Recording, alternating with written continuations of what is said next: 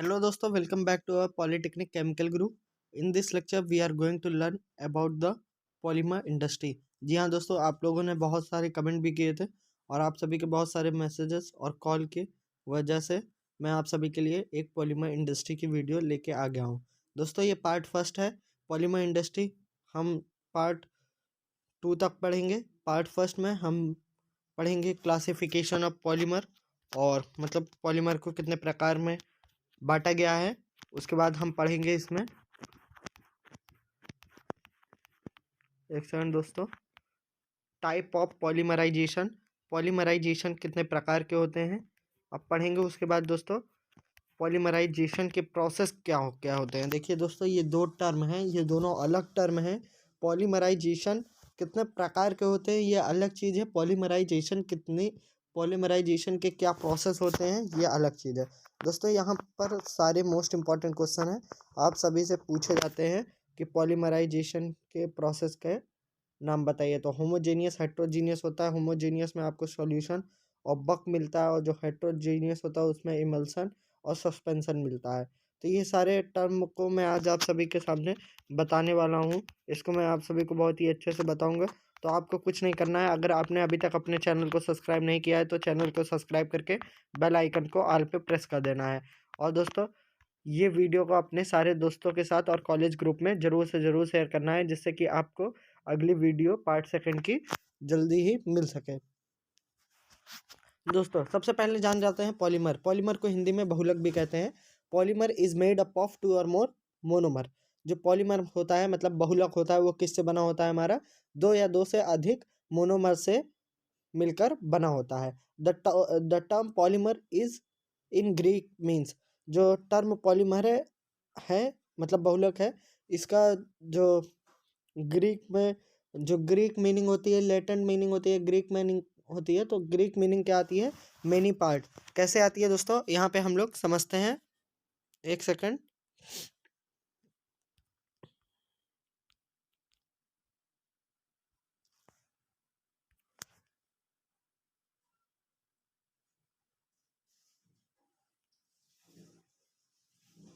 ठीक है दोस्तों, अब यहाँ पे देखते हैं हम सभी। देखिए यहाँ पे क्या बता रहा है दोस्तों, पॉली। जो पॉली का मतलब होता है, इसका मतलब क्या होता है दोस्तों? मेनी। पॉली का मतलब क्या होता है? मेनी। और मर का मतलब क्या होता है दोस्तों? पार्ट। तो पॉलीमर का मतलब क्या हो गया दोस्तों? Many part. देखिए दोस्तों यहाँ पे कुछ पॉइंट दिए गए हैं। नेचुरल पॉलीमर में भी नेचुरली फाउंड। जो पॉलीमर होता है वो हमें प्राकृतिक से भी मिलता है। प्राकृतिक से किसके द्वारा मिलता है? प्लांट एंड एनिमल, जिसे कि नेचुरल पॉलीमर कहेंगे। जो पॉलीमर्स हमें प्लांट और एनिमल से मिलते हैं उन्हें हम नेचुरल पॉलीमर कहते हैं। जो बहुलक हमें प्राकृतिक के द्वारा मिलते हैं, जैसे कि जीव जंतु या फिर पेड़ पौधों के द्वारा मिले गए बहुलक को हम प्राकृतिक बहुलक के नाम से जानते हैं। ये आपकी हिंदी मीनिंग हो गई दोस्तों। और में भी मेन मेड मतलब इसे मेड मतलब इसे आर्टिफिशियल भी बनाया जा सकता है या फिर ह्यूमन बीइंग के द्वारा भी बनाया जा सकता है। तो जो पॉलीमर हमारे ह्यूमन बीइंग के द्वारा बनाए जाते हैं उन्हें हम सिंथेटिक पॉलीमर के नाम से जानते हैं। अब जानते हैं दोस्तों पॉलीमराइजेशन। पॉलीमराइजेशन क्या होता है? पॉलीमर के बारे में आप जान गए हैं, अब पॉलीमराइजेशन के बारे में जान लेते हैं।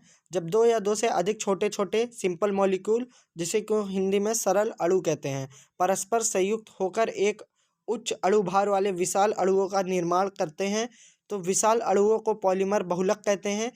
पॉलीमर जिसे कि हम लोग हिंदी में बहुलक के नाम से जानते हैं, और इस प्रोसेस को पॉलीमराइजेशन कहते हैं। फिर से दोस्तों एक बार समझ लेते हैं पॉलीमराइजेशन प्रोसेस क्या होती है। जब 2 या 2 से अधिक छोटे छोटे सिंपल मॉलिक्यूल परस्पर संयुक्त होकर उच्च अणुभार वाले विशाल अणुओं का निर्माण करते हैं, तब जो हमारे विशाल अणुओं होते हैं उन्हें हम पॉलीमर कहते हैं। और जो इसके अंदर होल प्रोसेस जो हुई है, उस प्रोसेस को हम पॉलीमराइजेशन प्रोसेस कहते हैं। अब क्लासिफिकेशन ऑफ पॉलीमर के बारे में जानते हैं दोस्तों।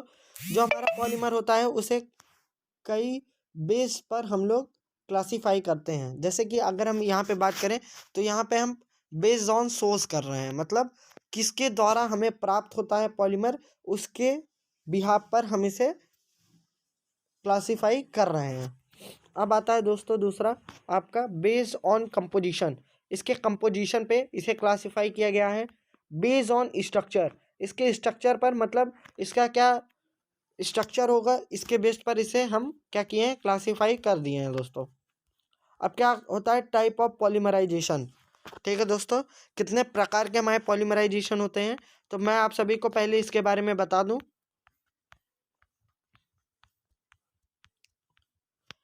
क्लासिफिकेशन ऑफ पॉलीमर के बारे में, तो क्लासिफिकेशन ऑफ पॉलीमर, पॉलीमर को कई प्रकार से क्लासिफाई किया जा सकता है, जैसे कि बेस्ड ऑन सोर्सेज। सोर्सेज मतलब किसके द्वारा हमें पॉलीमर प्राप्त हुआ है। अगर हम नेचुरल पॉलीमर पाते हैं तो वो किसके द्वारा मिलता है हमें, प्लांट, जीव जंतु, जैसे कि एनिमल के बारे में मैंने आप सभी को बताया था, पाए जाते हैं। तो वो हमारे कौन कौन से होते हैं, सेल्यूलोज और स्टार्च हमारे कौन कौन से होते हैं, नेचुरल पॉलीमर हमारे सेल्यूलोज और स्टार्च होते हैं। किनके द्वारा ये हमें मिलते हैं, प्लांट और जीव जंतु के द्वारा देखने को मतलब मिलते हैं।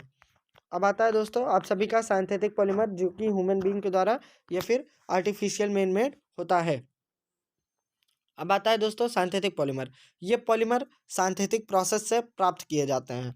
तो दोस्तों जो साइंथेटिक प्रोसेस से प्राप्त किए जाते हैं वो कौन कौन से पॉलीमर होते हैं हमारे, नायलॉन 6, नायलॉन 66, टेफ्लॉन। अब आता है दोस्तों बेस्ड ऑन कंपोजिशन। इसके कंपोजिशन के बिहाफ पे बात करें तो इसे कैसे क्लासिफाई किया गया है, एक होता है होमोपॉलीमर, एक होता है कोपॉलीमर, एक होता है लीनियर, एक होता है होमोपॉलीमर और एक होता है कोपॉलीमर। इसके कंपोजिशन के बिहाफ पे अगर इसे हम क्लासिफाई करें तो ये पॉलीमर एक ही प्रकार के मोनोमर मॉलिक्यूल से बनते हैं। होमोपॉलीमर कौन से होते हैं, जो कि एक ही प्रकार के मोनोमर मॉलिक्यूल से मिलके बनेंगे, उन्हें हम होमोपॉलीमर कहेंगे। जैसे कि हमारा पॉलीथीन और टेफ्लॉन कौन से पॉलीमर हैं, तो दोस्तों हम ये बता सकते हैं कि ये हमारा होमोपॉलीमर में आता है, क्योंकि ये हमारा एक ही प्रकार के मोनोमर मॉलिक्यूल से मिलके बनते हैं। अब आता है दोस्तों कोपॉलीमर। कोपॉलीमर क्या होता है, जो दो या दो से अधिक डिफरेंट मोनोमर मॉलिक्यूल से बनते हैं, उन्हें कोपॉलीमर कहते हैं।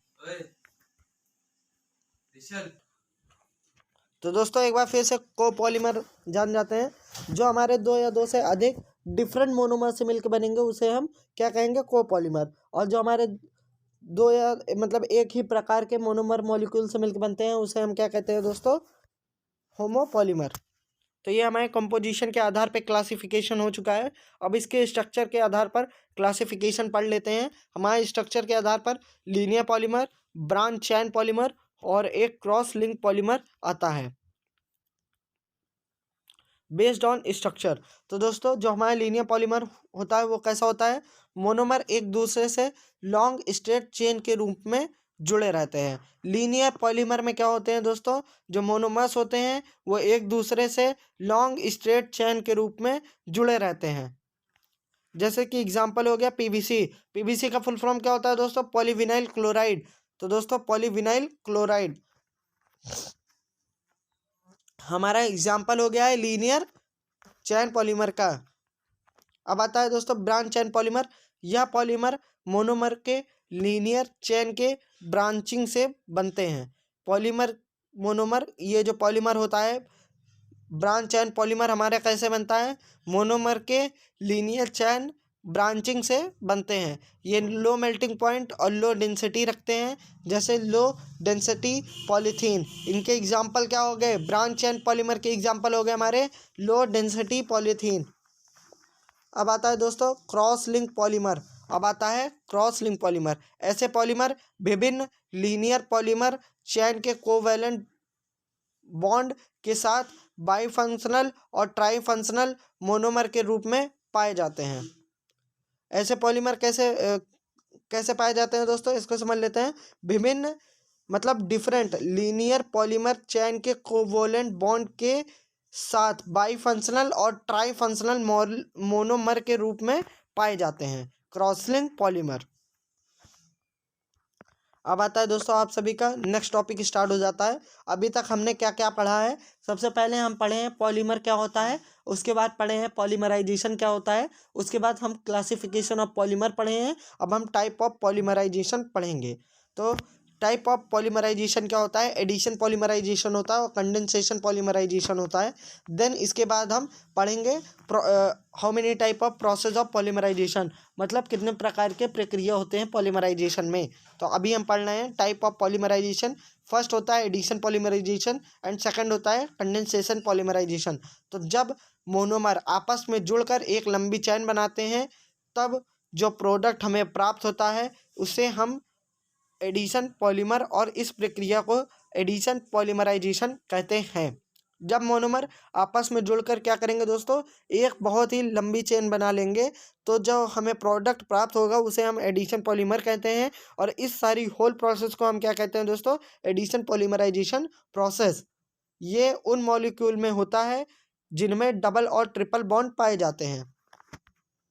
अब दोस्तों कंडेंसेशन पॉलीमराइजेशन की बात कर लें। कंडेंसेशन पॉलीमराइजेशन क्या होता है दोस्तों? कंडेंसेशन पॉलीमराइजेशन तब होता है जब दो या दो से अधिक मोनोमर आपस में कंडेंसेशन क्रिया करते हैं। मतलब जब दो या दो से अधिक मोनोमर्स आपस में कंडेंसेशन क्रिया करते हैं एवं इन मोनोमर में दो या दो से अधिक फंक्शनल ग्रुप होते हैं तो उसे हम क्या कहेंगे? ये कंडेंसेशन पॉलीमराइजेशन है। और इसके एग्जांपल क्या होते हैं दोस्तों? टेफ्लॉन, नायलॉन 6 सारे एग्जांपल होते हैं कंडेंसेशन पॉलीमराइजेशन के।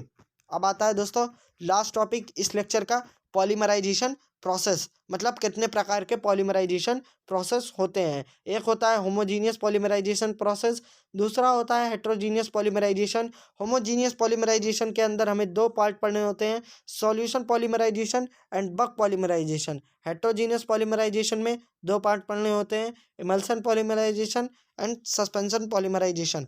तो सबसे पहले जान लेते हैं होमोजीनियस पॉलीमराइजेशन क्या होता है। दोस्तों इस विधि में पॉलीमराइजेशन की प्रक्रिया एक फेस में होती है। यह प्रक्रिया केवल सॉल्वेंट अथवा केवल मोनोमर युक्त पात्र में होता है।